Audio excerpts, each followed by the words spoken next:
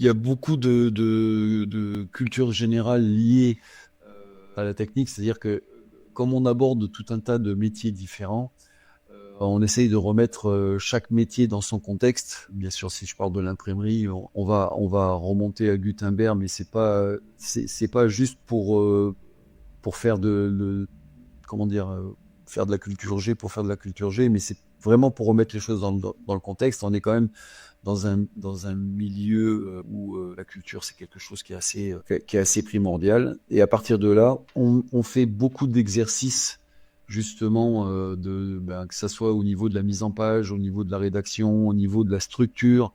La mise en page, c'est pas uniquement l'aspect esthétique, c'est savoir aussi comment on fait en sorte pour que les textes soient le plus lisibles possible.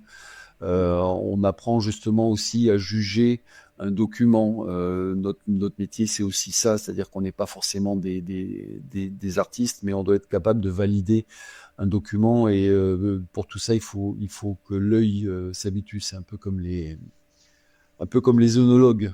S'ils veulent devenir de bons professionnels, il faut qu'ils boivent beaucoup.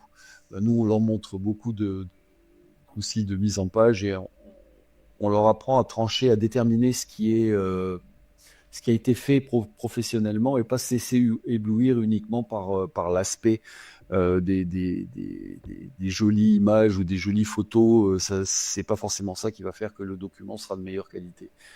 Ce sont des choses qu'on voit. On fait aussi au niveau de l'informatique, on fait des simulations pendant toute l'année.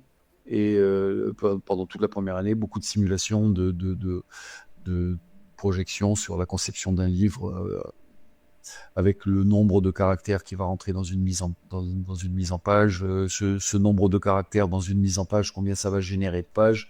Et ensuite, l'année d'après, avec toutes ces pages, eh ben, il va falloir acheter le papier, le plier, le façonner. Et là, on revient dans la réalité de ce que c'est que ce métier de l'édition. Donc voilà, il y a toujours cette navigation entre les parties les plus théoriques et les parties pratiques.